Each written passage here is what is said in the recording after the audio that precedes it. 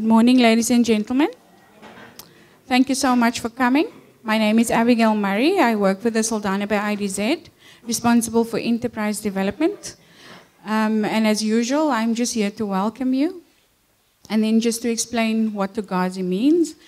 For some of you, you hear it every month. Togasi stands for Talk on the Oil and Gas Industry. And the objective of the events, we have it every month from 9 to 10, so that you can still go and conduct your business. And the idea is to educate the local community on the oil and gas industry, what it all entails, and standards that you need to comply with in order for you to grow your business from where it is now to the next stage. But eventually we would like to equip the businesses to a state of readiness so that the local businesses can provide services to the upstream oil and gas industry. So that is then also how we choose our speakers. There's a few key sectors that the IDZ has identified that we will work on, including the fabrication and construction industry. And that is where our speaker comes from today. So I was just telling him that the introduction doesn't take long because today he is the expert in the field. So without any further ado, I would like to introduce to you Gideon. He works for Westacor Engineering. Some of you will know from our local business. And we were just talking about how we need to choose businesses that has experience in the field. And it's just an extra benefit if it can be local companies. So without further ado, I present to you Gideon Dixon. Thank you. Okay, good morning, ladies and gentlemen. Thank you, first of all, to the IDZ for the opportunity. We really appreciate it. Thank you for everybody attending as well. First of all, Westacor Engineering. A little bit about our history. The company is actually 21 years old, but we started trading in Saldanha area 2001, February. We started off in a workshop of 1,100 square meters, which wasn't our own, which we rented, with 18 employees. Today, 16 years later, we are very fortunate to say that we have facilities that is our own, that is 9,000 square meters under roof. And we also have 130 permanent employees which we can provide work for. The reasons for our success, first of all, we are very fortunate that we have very good customers that gives us repeat business. And it's not only local customers, it's also a lot of customers out of the area. And that's one of the key things that I will come back to later, is repeat business, that word. It's not about once-off opportunity, it's about building relationships with your customer and that going for the long run. Then also part of the business, we had very strong leadership from our management team and also from our shareholders, which give us a lot of direction. I can say it because I wasn't part of it from the start. I was fortunate to get involved with the business 4.5 years back. So yeah, I inherited a very strong business and we're only able to use it as a stepping stone for the business to grow as well. Then also from the shareholders and the rest of the management, there were a lot of bold strategic decisions. Using one example is in 2008 when the first economic crisis hit South Africa, we as a company, when we didn't have a lot of work, we built 2 workshops. We utilized our own workforce and we built 2 workshops, which first of all we could have retained our skill, and I use this as one example, which first of all we can retain our skills so we didn't have to lay off our people. Second of all, we could look after our workforce to ensure that they still have food on the table instead of going on short time. And third of all, when the crisis blew over, we had the opportunity where we had facilities available so that we can take a lot of the void that was currently in the market with other businesses which struggled. So that was very bold because we didn't know how long the crisis is going to be, how much money we're going to need to survive, but we utilized that opportunity. And last of all, we can make whatever decisions we like and we can force whatever we want. There's definitely the hand of God in our business and the way we want to conduct it. and also His blessing and His grace in it. He gives us the opportunity, He gives us the strength, He gives us the clear minds to make decisions so that we can move forward. And we would be very wrong not to acknowledge Him in the process as well. And in that saying, I'm not saying God only favors some people and not others. He gives us all the strength and all the energy and all the opportunity. We just need to seize it and make it. Then who are we? We are a 100% privately owned company. We don't have any stakeholders, big corporate companies or investors from investment or equity groups. So we are only all people that own the shareholding in the company. We are also 30% black women owned, which also makes us compliant as far as the new BBBEE codes go. What do we believe are the 6 areas that help us to be successful? The one is, first of all, quality. Quality is not only the product that you deliver, it's quality of the relationship, it's quality of the workforce, it's quality of your systems, it's quality of the work that you deliver. So it's in more than one field that quality plays a role. So it's not only the quality that walks out of the door, it's also the quality that remains within the door. On-time delivery, if we service, and I'm going to get to it later on, we service quite a few different sectors in the market, but I was asked to focus mainly on the IDZ business, which is oil and gas related, and also export market. So on-time delivery for those clients is critical. It's non-debatable. If I take argument's sake a vessel, you and me don't think along those lines. But if we take a vessel, if it's a rig, the rental for a rig is between 350 and 500,000 US dollars a day. So if we promise a guy that he can take his rig out of the harbor in 14 days, he banks on it because he makes an allowance in his budget for 14 days. If it becomes 16 days, it's $1 million that's out of his budget, between 700,000 and $1 million. So that's why it's critical.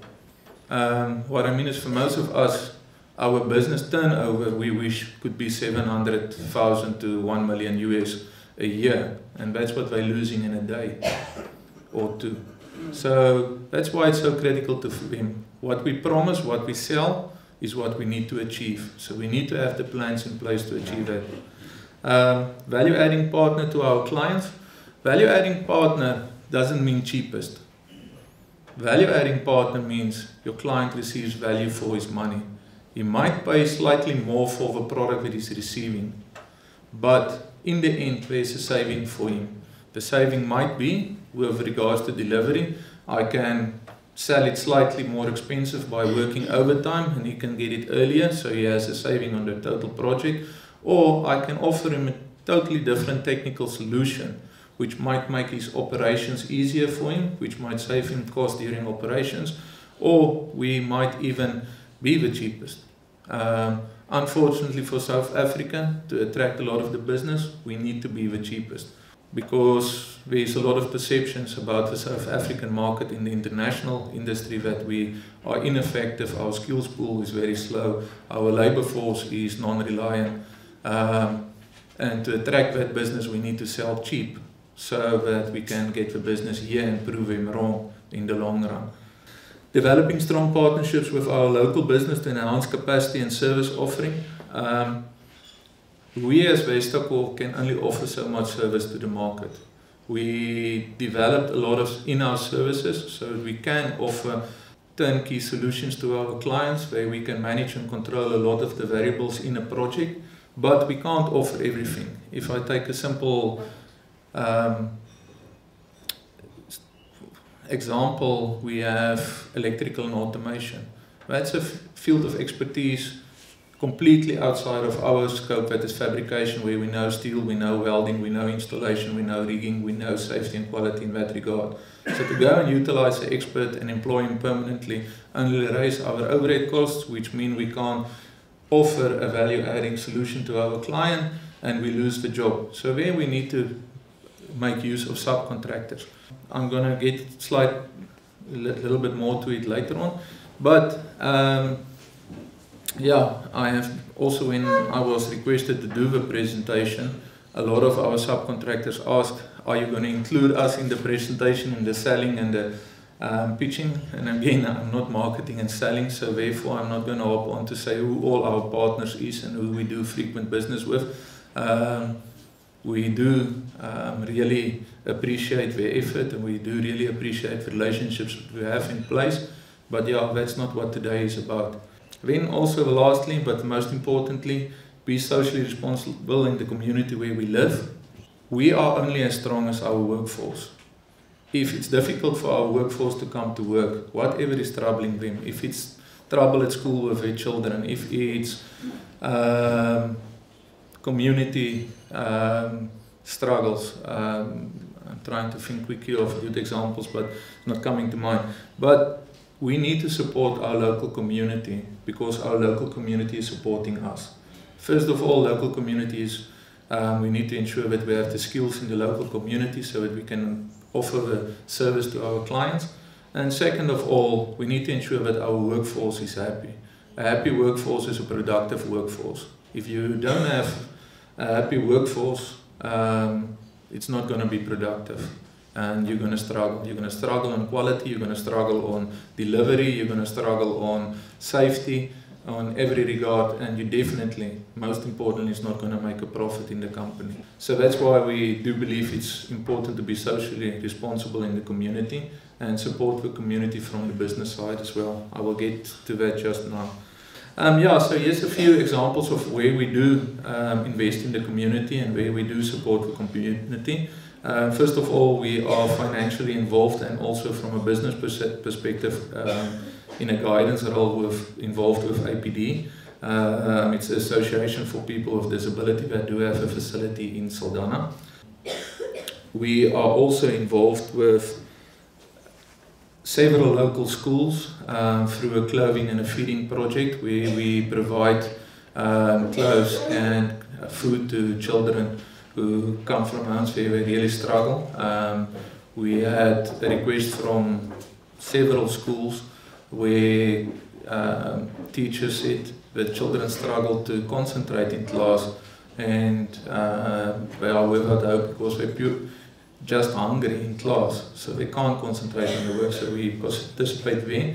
Then also, this is in-house.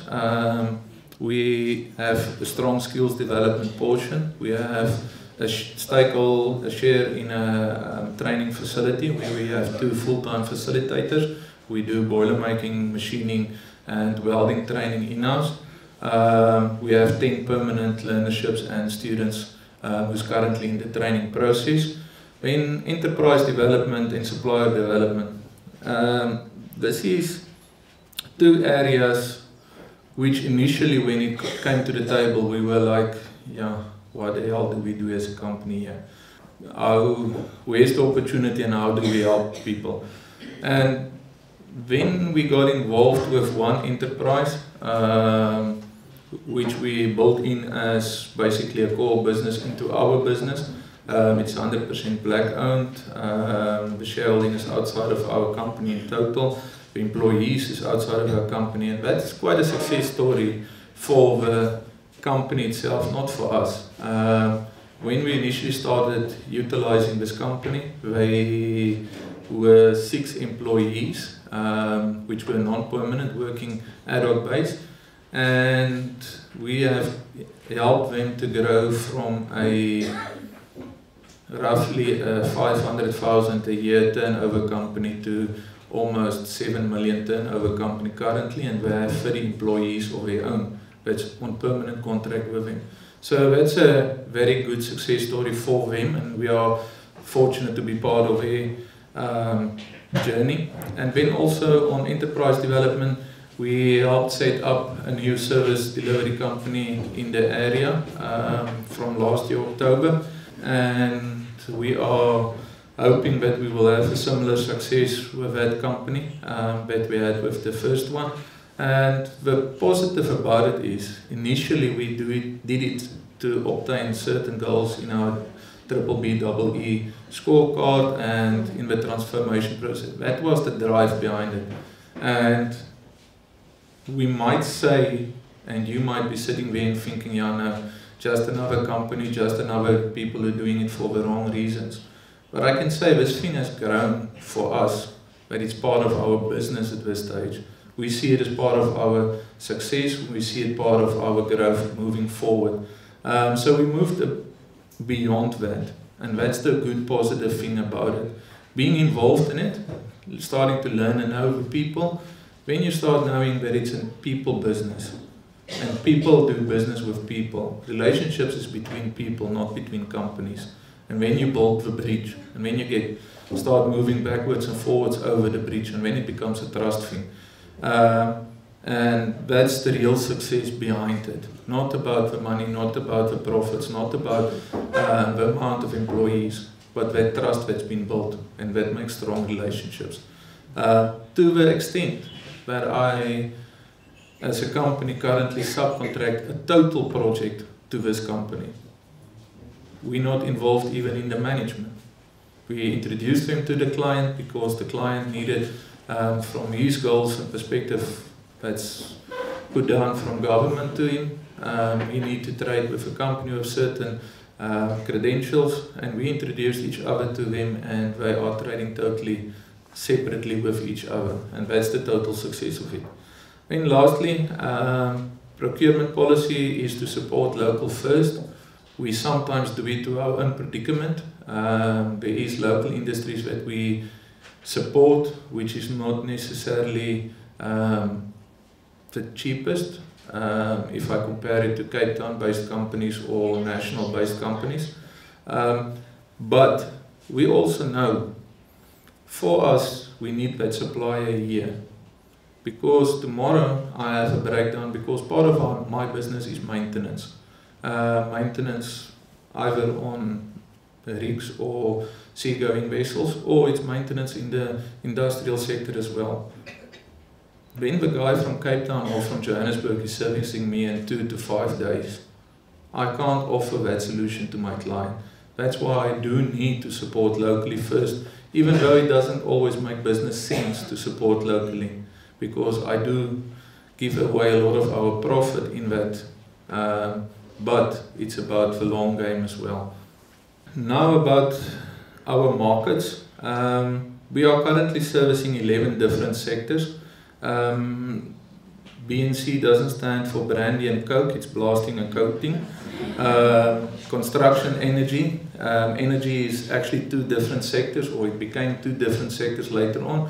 One being renewable energy and one being conventional energy. Bulk material handling, marine, mining, modular plants, export market, oil and gas, offshore OEM, petrochemical process plant, industrial plants. If we talk about the different sectors, at this stage, for us, the growth, Saldanha didn't offer us the growth that we require to sustain our business. So currently, Saldanha, within the Saldanha Bay municipality area, we're doing about between 50 and 55% of our turnover is coming within the area, and about 45 to 50%, depending on year to year, is coming outside of the area.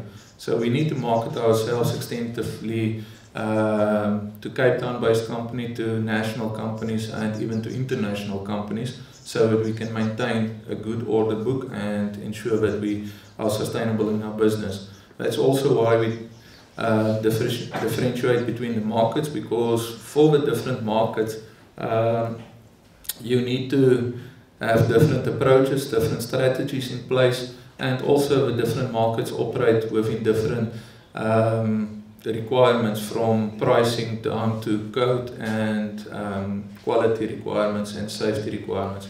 Argument's sake, on the industrial plants, which you guys might be familiar with, that's the likes of Metal Steel, Tronox, even Transnet to a certain degree.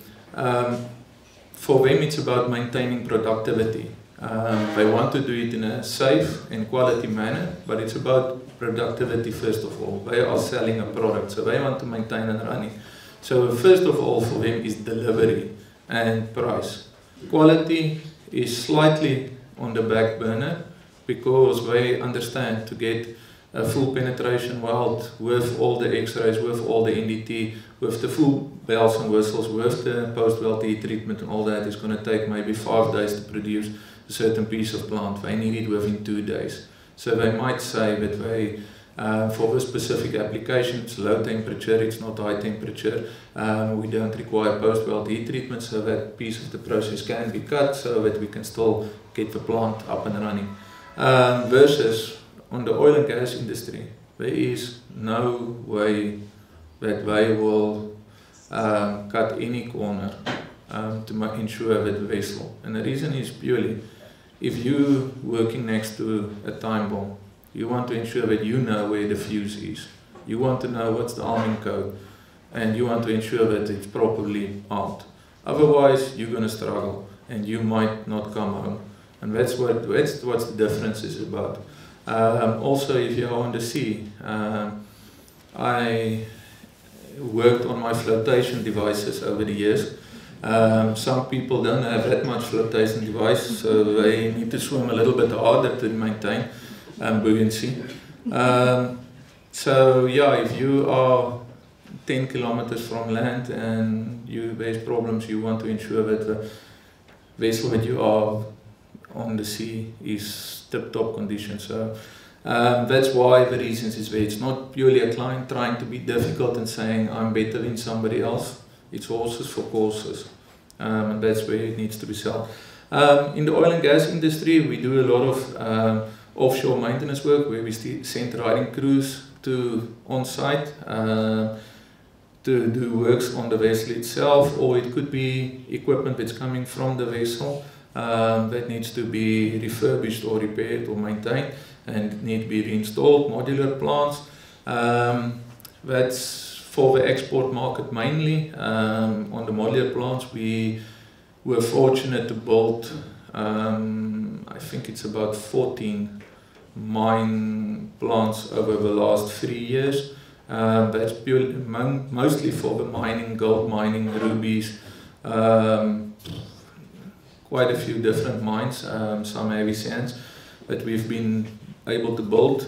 Marine, that's supporting vessels from the shore, that's vessels coming in, berthing and doing repairs alongside. Bulk material handling, as you will know it, most of all is most conveyor systems, that's stacker reclaimers, ship loaders, transfer points, transfer houses. Energy is boiler refurbishments. It's a lot of maintenance works for the likes of Eskom. It is also supplied into Eskom, renewable energy. We were fortunate to do some works on the wind energy side, but we were involved with fabricating and facilitating parts for the nacelle units, assembling a nacelle unit as well. We were involved with the first 100% locally produced nacelle unit in South Africa, excluding the generator. Petrochemical, it's a lot of pipe works. OEM equipment is where we fabricate under license for the owners itself. Process plants is the likes of metal, where it's on-site maintenance and repairs. Construction is either greenfields or brownfields, where we work on new sites.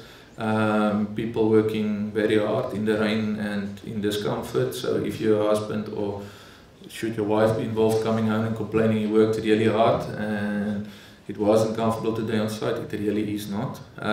Mining is, we are fortunate to have a strong presence in the Northern Cape and Namaqualand area. So we work for a few different companies there. Then lastly also why I listed OEM twice is we were also fortunate to be involved with the Square Kilometre Array project where we fabricated critical components for the telescopes. That's a farm that's being built in Carnarvon. And just to give you an idea of quality, we were 3 contractors that were identified to each build the same components. The idea originally was to fast track the project. You have 3 legs that's fabricating the same thing, so you get it triple as quickly, and then you also create some competition between each other so that you can put pressure from a client's perspective onto the quality, onto the delivery, because you play with 2 companies against each other. But they have extension of this project now, and they choose one competitor out of each group to participate. And if I say we, I'm talking about Western Cape competed with Johannesburg-based companies in this regard, and 2 of the critical components has been awarded to the Western Cape for the follow-on project and not to the Johannesburg-based companies. So that's telling you that we can compete commercially, we can compete quality, we can compete on delivery, and those 2 is one of the most critical components. So I just want to convey the message of keep faith. You might be up, you might feel that you have the back against the wall because you are always, your end client tells you, yeah, but I can get this in Johannesburg. Yeah, but Johannesburg guys can do this for me. We can as well. We need to apply our minds, and we need to put the techie on the floor, and then we need to make it work. That's the reality. Just some of our clients, that's not a complete list. I try and focus more on the international ones here. So yeah, that's from the mining perspective, the marine, there's the likes of De Beers. General Dynamics is American-based company, Anglo-American, you all know, Sandvik, you know, Chevron, Cape Town-based, in Transocean, Saipem, NI, ArcelorMittal, which plays a huge part in our total community and the infrastructural community. Same goes for Tronox. Iris is a Canadian company that we do flotation columns for, and so we can continue. So yeah, it was just giving you an idea of who we are working for and what the companies that we are dealing with. For us to be as a business, and that's any business, there's critical success factors that's involved in operating in your business, in servicing your client and being the leader in your market. The first, we focus on in-house capability. That's who you are. That is what can you sell and what can you offer your client. And when we go to your competitive advantages, that might be something that you can't control, but that plays in your favor. In-house capability, delivery. You manage your product line. You ensure that your workforce on the shop floor or on site or wherever they are working in the office understands what is the delivery requirement and what plans do we need to make to ensure that we achieve that. If you want to be better than your competitor, it's ensuring that you deliver on your promises. It's not about being the quickest. It's about your client knowing if he gives you a project that you will make good on the promise that you make. That's what delivery is about. Quality is go hand in hand with delivery. If your quality of your product, if you deliver it to the client, if a client requests from you to make the stand by Friday, you can deliver the stand by Friday, but if it's not complete and you need to come back to have its paint done, or the welding doesn't fail and it collapses on Monday, the product wasn't delivered on Friday. When it's delivered after the repairs is done. So the quality of your product is determined by the quality of your system, is determined by the quality of your workforce, is determined by the quality of your management. So quality plays an integral role, and that's something which we need to teach our children, that's something we need to teach our workforce, because it's about delivering what you said you want to deliver. It's about your woord is your woord and your ear is your ear. Your ja is your ja and your nee is your nee. That's what quality is. Management, you can have the strongest team.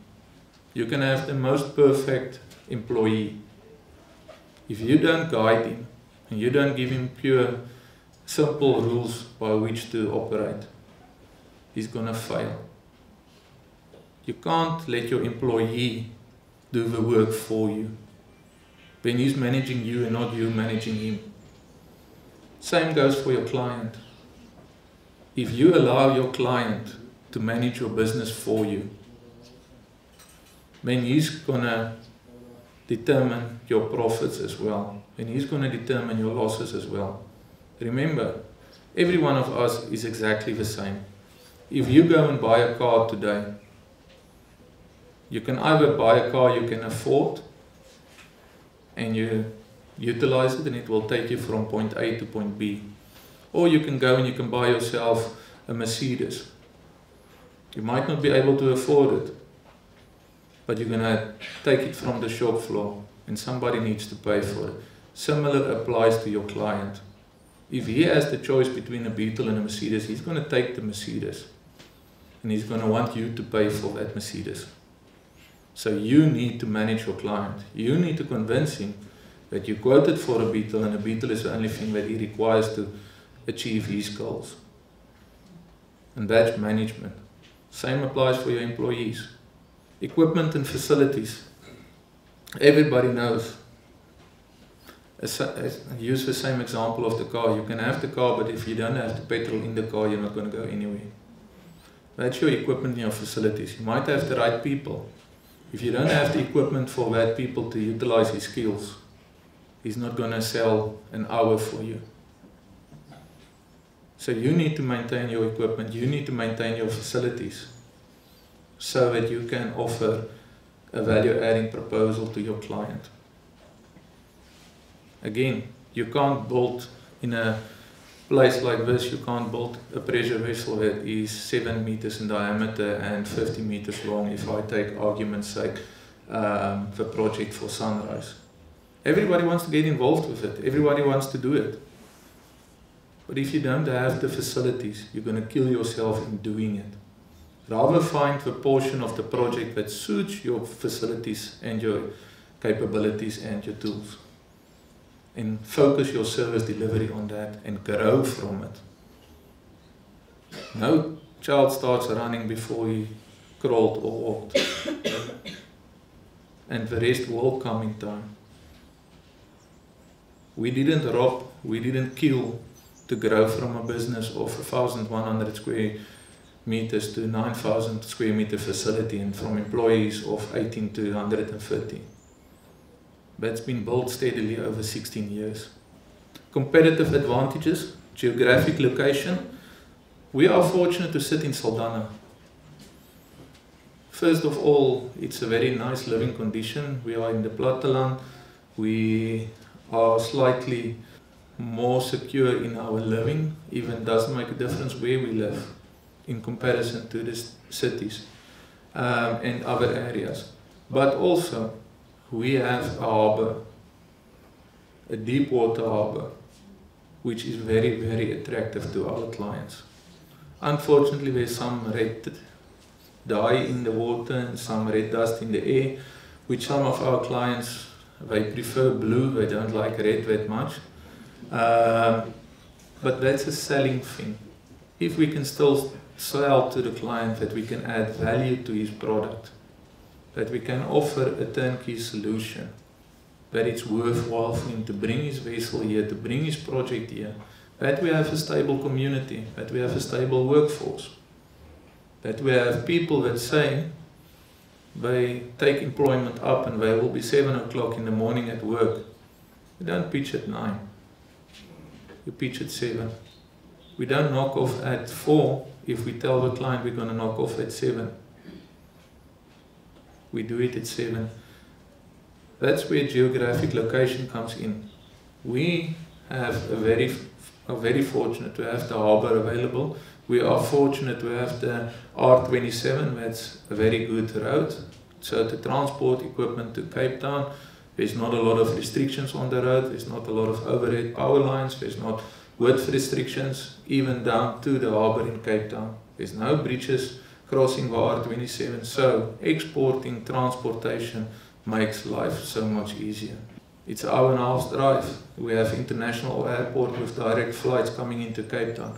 That's all that makes our geographic location very good to the client. And that's what we need to sell. But you need to understand the client's requirement first, so that you can make it, take advantage of it. Track record.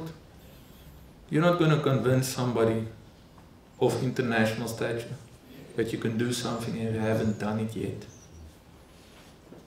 So first of all, if you haven't done a project yet, get involved as a subcontractor.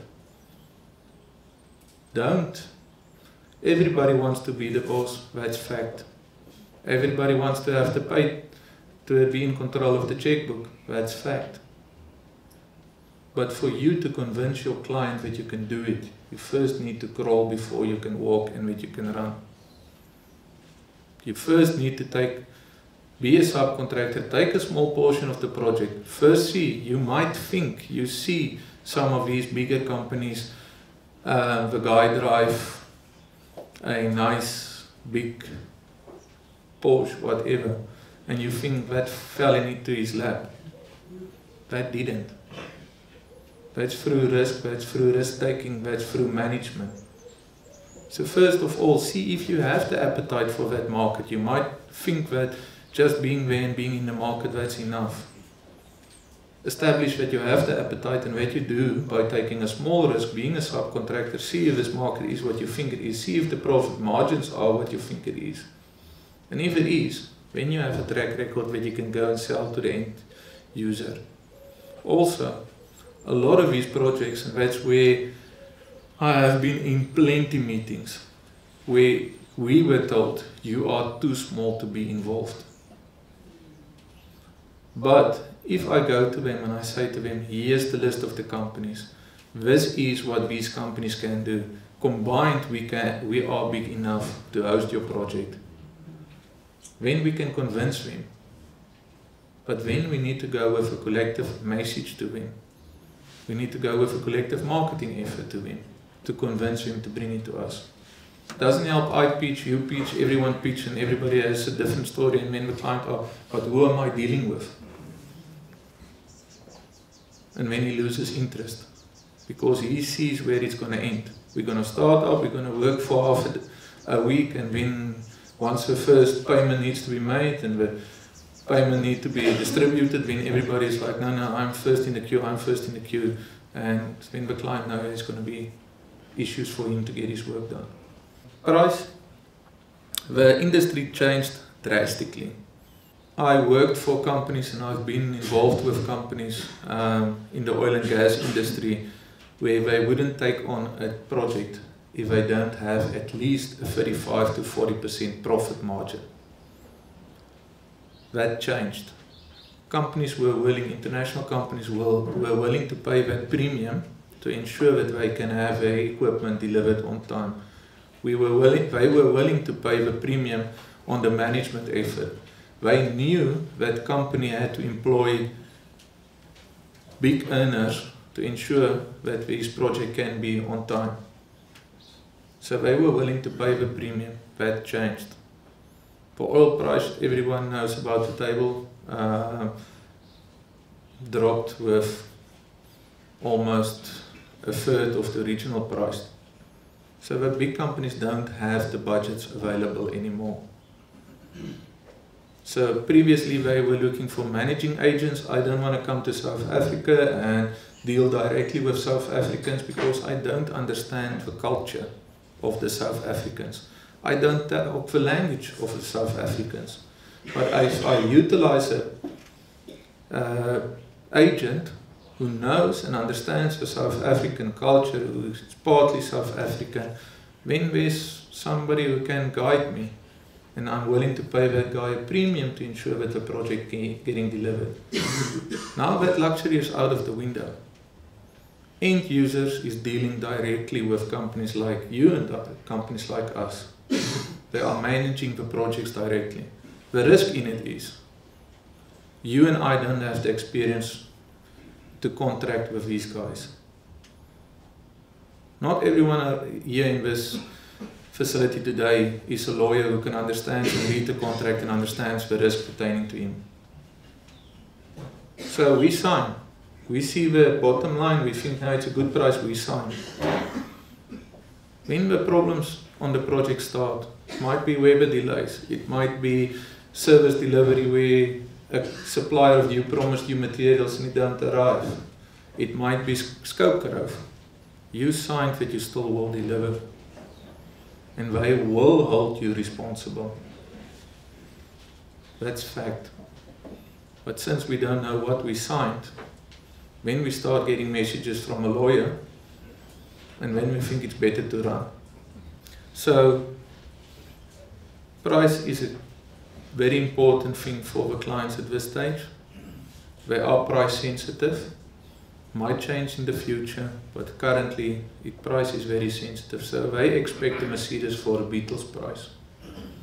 So it's for us to go and paint a Beetle like a Mercedes and get the money for maybe a Volkswagen somewhere in between. But that's the selling of it. And still making sure that your client feels that he received value for money. Supply chain capacity, that's a big issue in Saldanha. For our clients, we think carrying stock of 5 tons of plate or 10 tons of plate is going to service a project. They might buy only 10 tons of plate in the end, but so many different thicknesses, so many different grades of material, and you need to stock to supply them. So from a supply chain perspective, we need to move to see what other plans can we make. If you are a good business manager, you will partner with one of the big boys to go and say, I'm a local distribution point for you. You carry the stock, you carry the risk, I'm a distribution point. I will make slightly less profits, but at least I don't have the risk of financing stock. That's one example. And supply chain, I can continue. Guys and women, I've been involved with plenty of conversations with community. We think it's good enough to have semi-skilled and laborers to support the project. Somebody needs to lead that semi-skilled and laborers. We can't have an unskilled pool that we offer to the clients and we are satisfied with that we can offer them something. That project's not going to come here. We need to train, we need to upskill our people.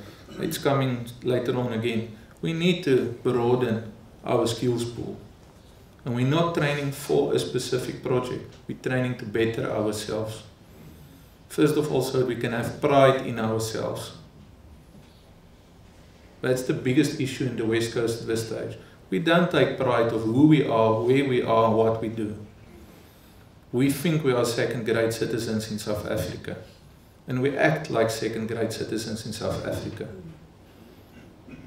We need to take pride. We need to understand who we are. We need to take our geographic location in consideration. We need to take our track record, what has happened in the past, what has the big companies come and done successfully here. Remember, they've come and done successfully with us, you and me here. So take pride from that and grow. And similar with supply chain. We don't necessarily, I'm saying again, we don't necessarily need to spend more money on supply chain. We just need to be smarter in what we do and how we sell it. What infrastructure, what logistics do we put in place to ensure that we can service this guy as quickly as possible? And once the opportunity arrives, we must be big enough to take the risk and not walk away. Everybody wants us to take the risk. And I'm talking about the guys who approached us in the past. We must take complete risk to assist them. We must, if we are partners, we need to share risk. Yes, the percentage of risk that I as a company, because I have a bigger share in the project, must be bigger. But you still need to take a risk and responsibility. There's no easy way to success if you don't take a risk along the way. Must be calculated risk, but you need to take it. Turnkey projects. I touched on it earlier, so I'm not going to spend so much time on it now again. Turnkey projects, a client wants you. We as people are convenient. Convenience is what sells. You want to walk into a restaurant. That's why restaurant business is doing good. You want to walk into a restaurant, you want to sit down, you want to eat, you want to stand up, walk out, you don't want to wash the dishes. You don't want to prepare the food. That's why the restaurant business is doing good. It's convenience. Same apply, and I take that as example, same apply to every business.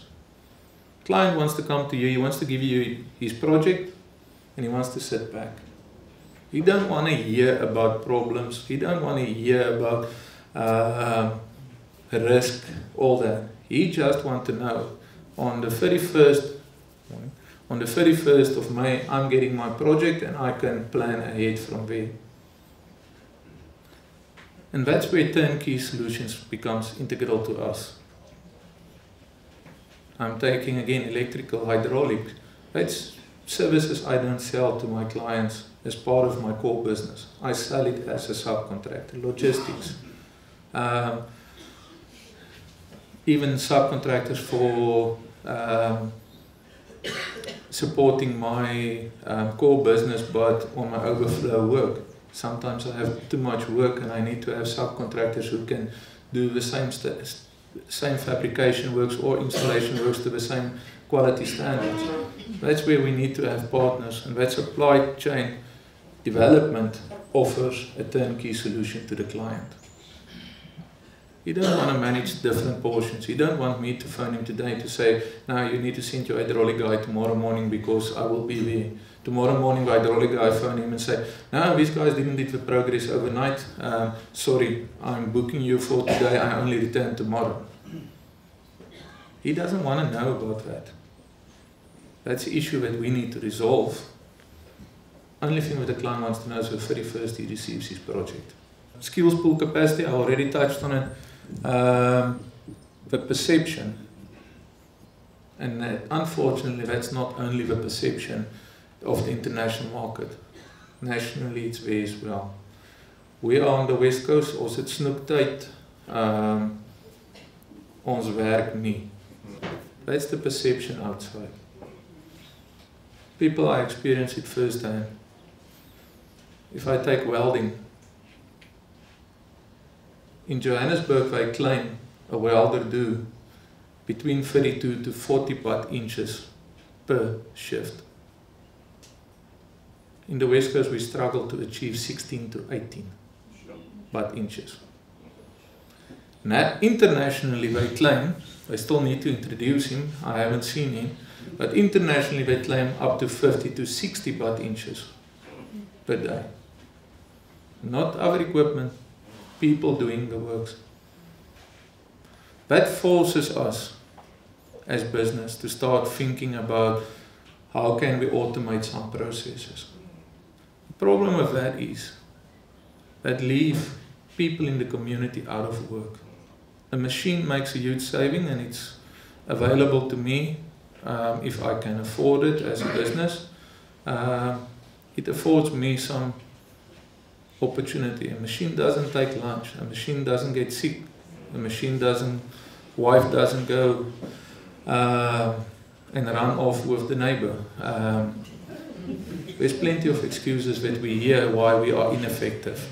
Bottom line remains, the client has sympathy, but he's not paying for sympathy. You can go and cry with the client as much as you like to say, yeah, but I have 10 welders and only 7 pitched for work today. Cry, my beloved, cry, but it doesn't make a difference. I want my project. I pay you good money for it. You make the plan. And that's what it's about. And that's why our skills pool capacity is a big, big problem. Big risk. I know the IDZ has huge initiatives with the government and everybody involved where they undertake a lot of training to try and convince their clients as well. But people, yeah, I initially thought I'm not going to say it, but I'm going to say it. We are so desperate for money as people. We are so desperate to make a living. We seize every opportunity. But the problem with that is, not every person is a mechanically minded person. Not every person is a financially minded person. God gave every one of us different sets of talents. So now, we advertise for learnerships for welders. We have 200 people that rock up for 50 spots. But out of that 200, and that's the success rate, only 20 complete the course. Why? Because they don't have the skill sets to be competitive. They don't have the skill sets. And I understand it. If there's opportunity and I can put a bread tonight on the table, I have people at home that's hungry, I'm going to do the same thing. But the problem is, that success rate is being sold to the clients as well. We had the program 2 years back, the DSAP system. Only 1 out of 10 students which initially started completed successfully. That's facts, people. So don't take the opportunity. Know yourself, know your abilities. If you're not sure, if you don't know your abilities, I think that's the biggest problem that our government has today and where I think they fail. We don't want to test people because we don't want to criticize people because we think we discriminate if we say you are a financially or you are math orientated or you are psychology orientated or you are like me, talk a lot of nonsense and maybe should have been in a different profession. But the big thing is, when we think we discriminate, we don't discriminate, we guide. And we need to guide to get to a good end product. We need to test people to see what is their abilities so that we can apply them in the correct market. Same applies. You go to Pick and Pay or Checkers or don't want to go brand hopping here because I'm not allowed to market. But the big thing is, you complain about service delivery. It's because somebody's in a job that he don't likes. I talked initially about a happy workforce is a productive workforce. He's in a job that he doesn't like because he doesn't have the skill sets to do that work. And then he executes poorly. That's why we obtain welding rates of 16 to 18 butt inches per day and not 32 to 40. And the other problem of the skills pool in the West Coast is, if my buddy is only doing 6 and he's getting paid 80 Rand an hour or 100 Rand an hour, why the hell am I going to do 12 for the same rate? When we come with, as a workforce, we come with the big argument, no, but you don't pay us enough. You pay me just the same as he, so I need to earn more. We are governed by industry that tells equal work, equal pay. So what ends up? The good welder, I need to pay more to retain him, to motivate him. So I need to pay the poor welder more as well. What happened? My price fly out of the window. I can't be competitive. That's the big problem. Same, when the next argument came, pay peanuts and you get monkeys. But the reverse argument is true as well. You being a monkey getting paid peanuts. You can't feed a monkey steak and expect him to be a lion. If you want steak, you need to be the lion first. And you need to prove that you are the lion. Client relations. And that's where I initially started with repeat business. People, there come a lot of opportunities along your way. I'm going to use the example of the cow. If the Maasai people in Central Africa, Kenya, they don't slaughter their cows. They milk them. For protein, they bleed them. They drink the blood. They have protein every day. And they have milk every day. They are fed every day. They don't get fed. They only get food enough for his daily work. The same applies if a client comes along. We can kill the cow, we can slaughter the cow, we can eat steak, we can eat sausage for a whole week, and that client is dead. Dead for you, dead for me, dead for the future. He's not going to return. You don't forget, your client don't forget. So we need to milk our clients, we need to bleed our clients so we can make a daily living. Your client needs to be felt appreciated.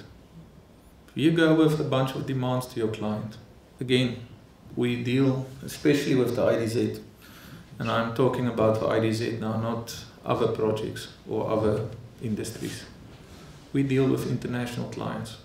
The IDZ is marketing this facility extensively to overseas clients or national clients who wants to export it for the international market. Big difference. Government doesn't govern them. It's not a parastatal. It's not a parastatal where the government can intervene to say, you need to spend X amount of money locally. The government is only interested in their taxes because that's funding our infrastructure so that we can have projects where government can intervene. Those clients have sympathy. You won't believe it. They do have sympathy. They do want to be involved with Africa and they do want to be part of Africa's growth. All of them want to return home and tell a feel-good story about how they helped Africa.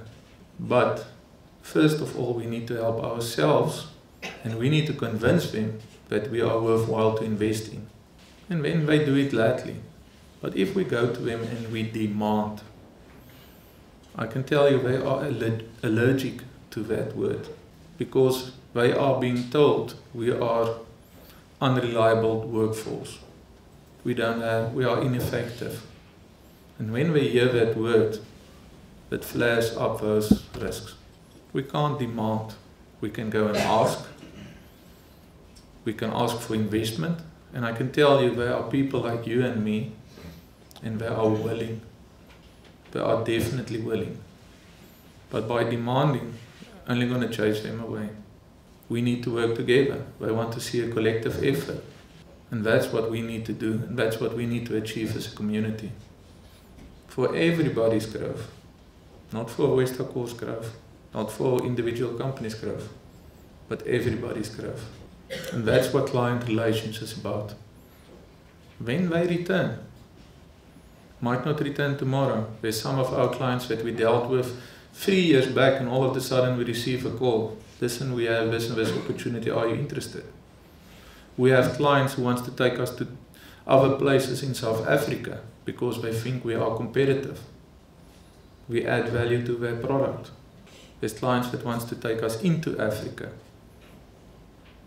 because we sit in a harbor. It's nice quickly.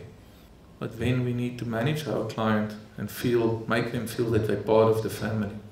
None of us go to our mother and say, I demand that you put bread on the table for me now. If we know there's no bread on the table or in the house, we appreciate the effort of your mother and father to put the bread on the table. BBBEE, that goes to the same thing that I just said with client relationships. To 'n baie klein gedeelte word ons kliënte gebind deur BBBEE because it's not a government initiative where it works. Because it's not government investment in where it works. Government doesn't have necessarily the control. So don't think because you might be black or brown or Indian or whatever. The international client, if you offer the same service, if you offer the same opportunity, yes, then they will give you the opportunity maybe in front of somebody else. But they're not bound by BBBEE. They're not bound by enterprise development or supplier development. They're not bound by counter investment into South Africa to get an opportunity here in the IDZ. They're not. You might disagree with me, and I'm going to tell you, you can punt it as hard as you like. You're not going to get anywhere with it. They see a person in front of them. They don't see black, they don't see brown, they don't see Indian, they don't see white, they don't see anything. They see a person with a service to offer. Can you add value to my project? Can you add value to my business? Then I will make you part of my business. That's what they see. And that's what we need to convince them about. And that's where we need to differentiate between the different markets. And we get confused. If I take arguments like infrastructure projects that's currently happening in Saldanha, there is government money invested in those projects. So they are guided by a different set of rules. but the international company coming in here, setting up a business to do export business. If it's import, yes, when the government can govern him, make importing for him slightly more difficult if you want to enter our market. But that's the only control that we have. So we can't sell the same thing. And that's where I'm going back to understand your client, understand his business, and then sell the right thing to your client. On the infrastructure side, it's a totally different ballgame. Accreditation standards codes for our international clients, they need to travel to South Africa to come and do an audit on you to make sure that you are a safe and responsible business for him to do business with. It helps them if you have the right accreditations in place that is done by international certified bodies. Then they know the base work is already there. Then they only come actually to meet you to see if they like you or they don't like you. So if you are ISO 9001, 2015 registered and accredited company, it tells them you have a management system in place that helps you execute what you promise. ISO 3834, that's a welding standard that tells the guy that you are in control of your welding and your methods and your fabrication methods around it. Section 2 is different from Section 1. Section 1 is normal structural welding, AWSD 1.1. Section 2 allows you to work on pressure-related equipment and nuclear equipment as well. OSHA's 18001, 2007 tells the client that you are a safe and responsible company that creates a safe environment for them, for your own employees and for his employees. So he doesn't receive lawsuits and threats about somebody got injured and now his family is suing him and it's a big risk. It's about telling him that you're safe and responsible. ISO 14001 tells him that you have environmentally approved procedures to do your works, that you care about your environment, that you care about the community in which you work, and that you dispose of all your different equipment and materials in a safe way. Codes and standards, that's some of the codes and standards that we utilize in fabrication and in welding processes. ASHME, those of you who are involved with welding will know ASHME quite well, AWSD 1.1, same as a structural code for welding.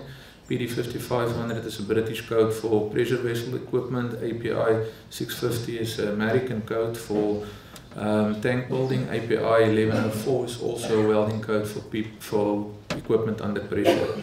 Inspection authorities, you need to build not only with your client but also with the inspection authorities. You need to build strong relationships because they recommend you to the clients.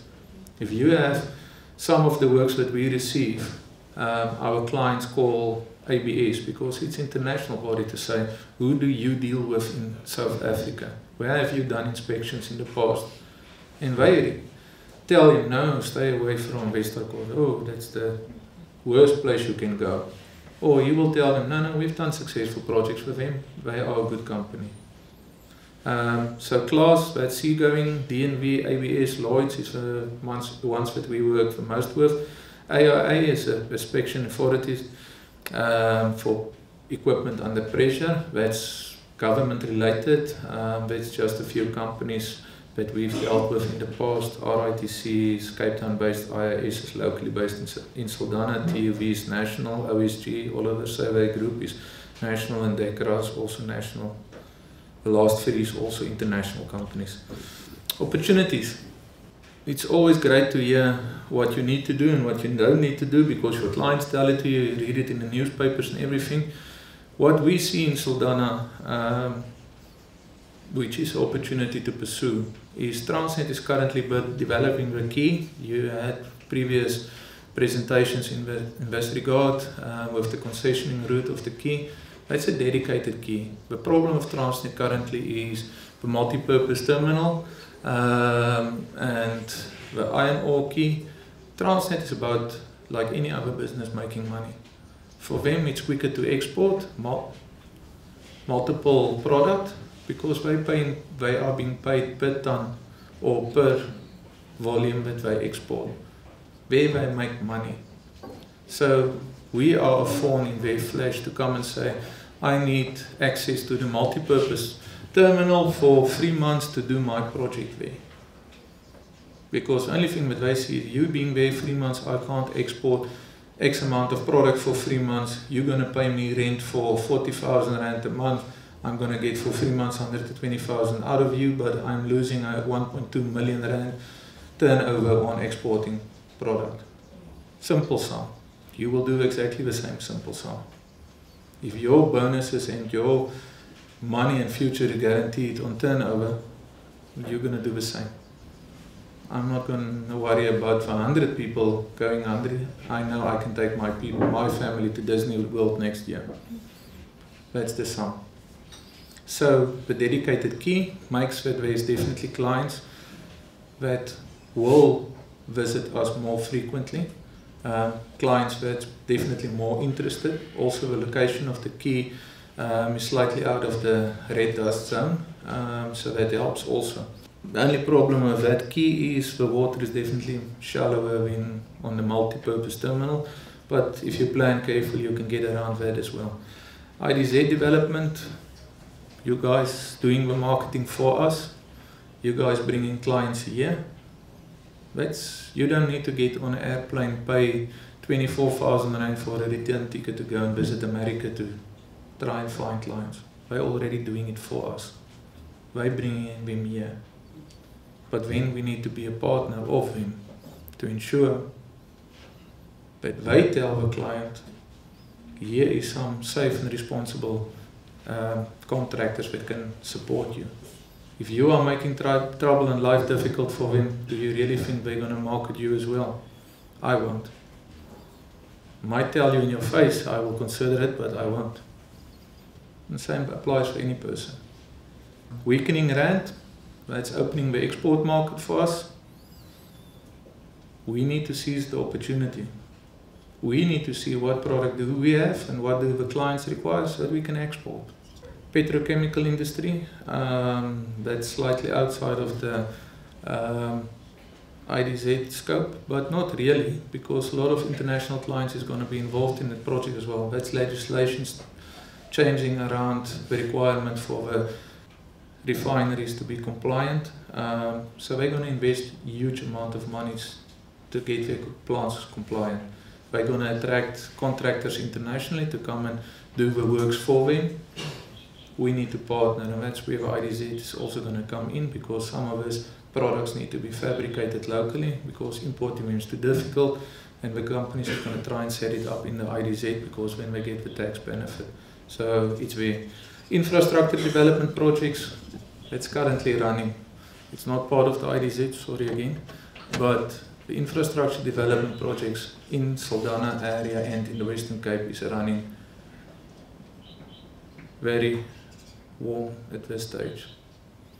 We need to gear ourselves, we need to get our act together, we need to, yes, on the infrastructure side we can hammer the BBBEE perspective as hard as we like. It only opens the door for you. Then we still need to execute. We had projects now in Saldanha completing. We had feedback from the clients. Initially, they made a huge effort to get local SD companies involved, to give works to the local SD company. When they advertised, they received plenty of applications. Guys from logistics, from accommodation, from hospitality, from works on site to execute and all that. During the project, which only ran for 1 year, none of the SD companies completed the project with him.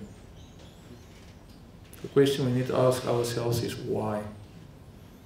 It's similar to the thing about the pass rate with skills development. We get the opportunity, we don't make use of the opportunity. Why? Those companies still need a value-adding partner. They don't want to pay you just to meet the criteria in their contract. They need somebody to come, render a service, execute, and receive money for that. Thank you for your time. I hope I could share some of our experiences with you and make sense to you, or make you think at least. Is there any questions pertaining to our business or the presentation willing to take a few questions. So if there is any, you're welcome. So either I were very successful in answering all your questions, or you dozed off during the presentation and slept. Okay. Skills thing. Skills. Yes.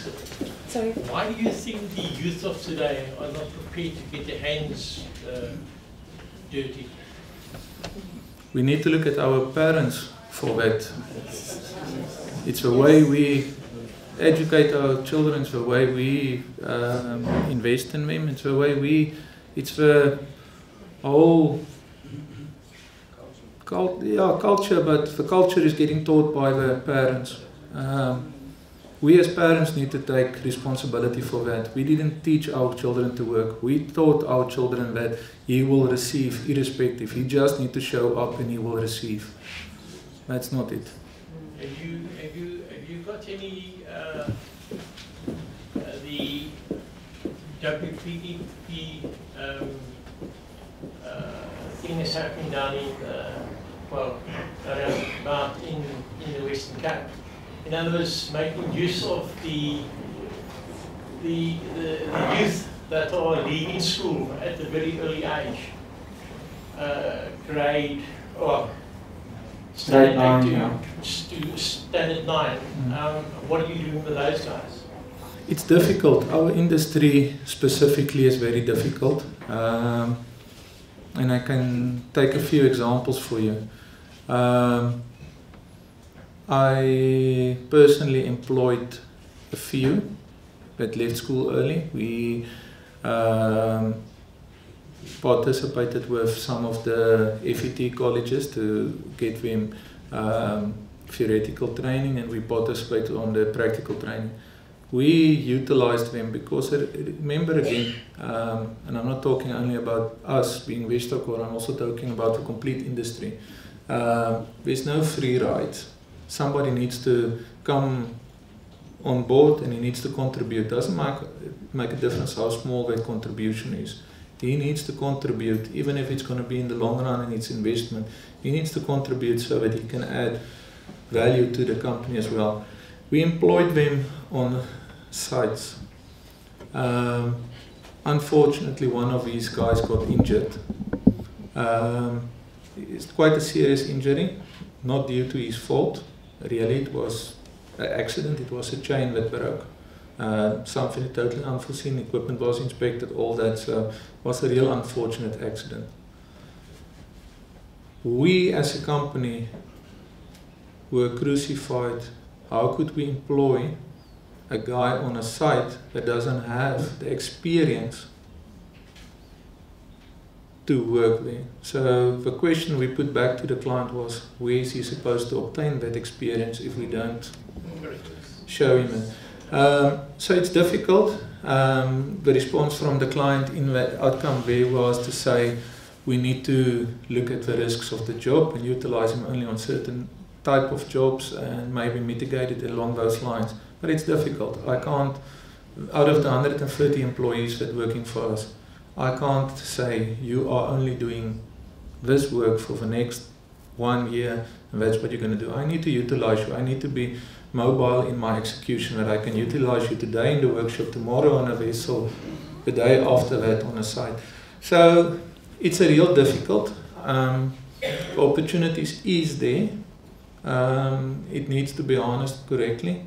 And yeah, the big thing still for me is if the guy or girl are interested in his work and is interested in the training he's receiving, he will be more vigilant in the way he executes. And that comes back to originally where I said there needs to be a selection process. Who do we utilize where? And you ensure that the guy has the right talents that we can develop in that industry. But you are very much aware of the fact that their education plays a major role somewhere along the line. However, you're also aware of the fact that the education is not the education of yesteryear. The education has been watered down somewhat, a lot. In that being said, one should actually then be able to teach the youth of today a multi-task job. In as much as that you can, like you just said, use him in various departments until such time as that you understand where you can use him or utilize him 100%. Is that not correct? Yes and no. There's always two sides to the question. No, I agree with you. The problem that I'm sitting with is, and I'm going back again, there still needs to be a selection process. If we talk about training of yesteryear, even when you had the old aanlegtoetse, jy het die vaardigheidstoetse gehad en alles.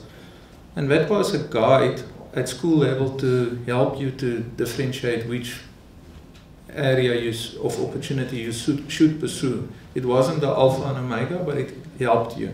And it also helped the people doing the development. So in that said, the problem that I have is you get two sets of training currently. You get people who's in the money for training. If I have 100 students, I'm receiving 37,000 Rand a year for the student being there. Not for the training that I'm doing, not for the successful rate, for being there. So if I can employ 100 learners, I have 370,000 Rand for myself, and I can pay him a stipend and I make a nice profitable business by just showing. That's the big problem there's no accountability in the training industry at this stage. And that's where government needs to step up and take control. There needs to be accountability. If you don't have a certain success rate, you will be taken off the board, you will be disallowed to teach learners. Then you will be forced to be selective in which learners you train. Because when it's not about the 100, because currently the FET colleges take on 100 students, and not only the FET colleges, there's other institutions where I take on 100, doesn't make a difference who the 100 is. Because I'm getting paid for 100, what the success rate in the end is doesn't make a difference either. So that's the big problem for me, is there needs to be accountability in that process, so that I can focus on selection to ensure that I take the right skill set to develop to an end product. I agree. Me myself, when I finished matric, I didn't know what I want to do. So I started pursuing a career. Me personally made a change in my career. Took a different path. I didn't know. So I agree, people can develop differently, and if he doesn't get the opportunity, he won't know if he has the skill set necessarily. So he must be exposed so that he can achieve something. I agree, but the big thing is in the training itself. We as a company, we receive, I just said we had 10 learners in the training program, we receive funding for 1. We don't train for the benefit of the funding we receive to make our books meet in the end of the year for the profit. We train because we realized I don't have the skill sets to service my client. I need to get people in my business that have the skill sets so that I can achieve my business goals. That's why we train. And more companies need to step up and make that decision and